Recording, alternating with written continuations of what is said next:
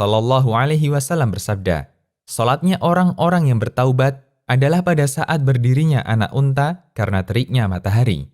Hadis riwayat Muslim.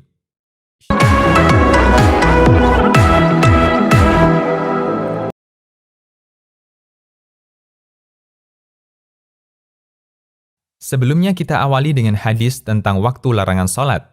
Terdapat hadis yang menyebutkan waktu larangan untuk salat. Dari Uqbah bin Amir radhiyallahu anhu, dia berkata, ada 3 waktu di mana Nabi Shallallahu Alaihi Wasallam melarang kami untuk melaksanakan salat di 3 waktu tersebut atau menguburkan jenazah kami. Ketika matahari terbit sampai tinggi, ketika seseorang berdiri di tengah bayangannya sampai matahari tergelincir, dan ketika matahari miring hendak tenggelam sampai benar-benar tenggelam. Hadis riwayat Muslim. Pada hadis di atas, ada 2 waktu yang mengapit waktu duha. 1, ketika matahari terbit sampai tinggi. 2, ketika seseorang berdiri di tengah bayangannya sampai matahari tergelincir.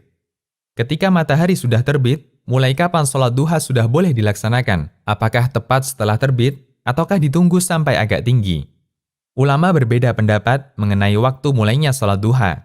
Sebagian ulama Syafi'iyah berpendapat bahwa waktu mulainya sholat duha adalah tepat setelah terbitnya matahari. Namun dianjurkan untuk menundanya sampai matahari setinggi tombak. Pendapat ini diriwayatkan An-Nawawi dalam kitab Ar-Raudhah.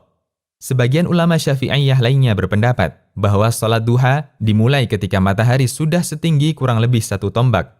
Pendapat ini ditegaskan oleh Ar-Rafi'i dan Ibnu Rif'ah. Demikian yang menjadi pendapat Imam Abu Syuja dalam matan At-Taqrib ketika beliau menjelaskan waktu-waktu yang terlarang untuk sholat. Hal yang sama juga menjadi pendapat Imam Al-Albani.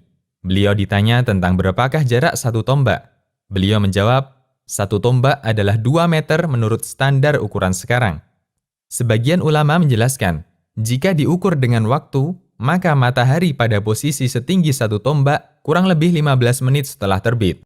Waktu akhir sholat duha. Batas akhir waktu sholat duha adalah sebelum waktu larangan sholat, yaitu ketika bayangan tepat berada di atas benda, tidak condong ke timur atau ke barat. Untuk menentukan batas akhir waktu duha, Anda bisa perhatikan bayangan benda. Selama bayangan benda masih condong ke barat, meskipun sedikit, berarti waktu duha masih ada. Kemudian ketika bayangan benda lurus dengan bendanya, tidak condong ke barat maupun ke timur, waktu sholat duha telah habis, karena matahari persis berada di atas benda. Ada sebagian yang memberikan acuan, kurang lebih 15 menit sebelum masuk waktu zuhur. Cara mudah menentukan batas waktu sholat duha.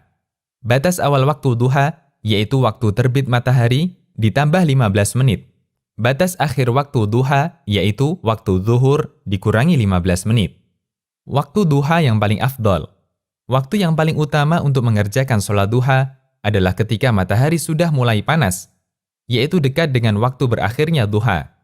Sebagaimana riwayat dari Al-Qasim Asy-Syaibani, bahwasanya Zaid bin Arqam radhiyallahu anhu melihat beberapa orang melakukan sholat duha. Kemudian Zaid mengatakan, andaikan mereka tahu bahwa sholat setelah waktu ini lebih utama. Sesungguhnya Nabi Shallallahu Alaihi Wasallam bersabda, sholat para awwabin adalah ketika anak onta mulai kepanasan. Hadis riwayat Muslim.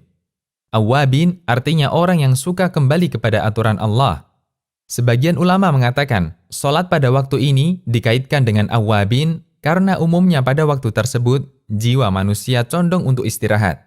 Akan tetapi, orang ini menggunakan waktu tersebut untuk melakukan ketaatan dan menyibukkan diri dengan melakukan sholat, meninggalkan keinginan hati menuju ridho penciptanya. Imam An-Nawawi mengatakan, ulama mazhab kami, yaitu Syafi'iyah, mengatakan, waktu ketika matahari mulai panas adalah waktu yang paling utama untuk melaksanakan sholat duha. Meskipun dibolehkan sholat sejak terbit matahari sampai menjelang tergelincirnya matahari. Jumlah